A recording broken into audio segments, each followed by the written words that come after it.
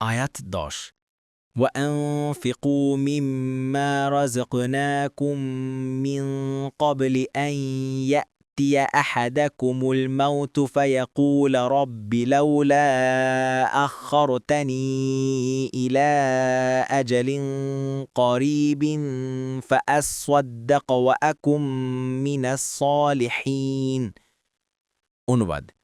আর আমরা তোমাদেরকে যে রিফিক দিয়েছি তোমরা তা থেকে ব্যয় করবে তোমাদের কারো মৃত্যু আসার আগে অন্যথায় মৃত্যু আসলে সে বলবে হে আমার রব আমাকে আরও কিছু কালের জন্য অবকাশ দিলে আমি সাদাকা দিতাম ও সৎকর্মপরায়ণদের অন্তর্ভুক্ত হতাম ১ তাফসির ১ নং ফুটনোটের বিবরণ এক ব্যক্তি রাসূলুল্লাহ সাল্লাল্লাহু আলাইহি ওয়াসাল্লামকে জিজ্ঞাসা করল কোন সাদাকায় সর্বাধিক সওয়াব পাওয়া যায় তিনি বললেন যে সাদাকা সুস্থ অবস্থায় ভবিষ্যতের দিকে লক্ষ্য করে অর্থ ব্যয় করে ফেললে নিজেই দরিদ্র হয়ে যাওয়ার আশঙ্কা থাকা অবস্থায় করা হয়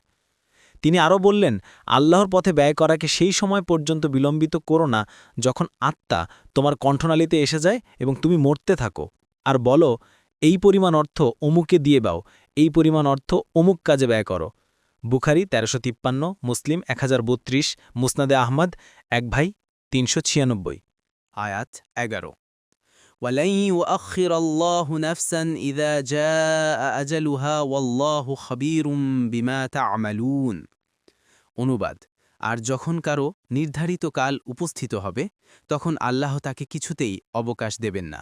তোমরা যা আমল করো আল্লাহ সে সম্বন্ধে সবিশেষ অবহিত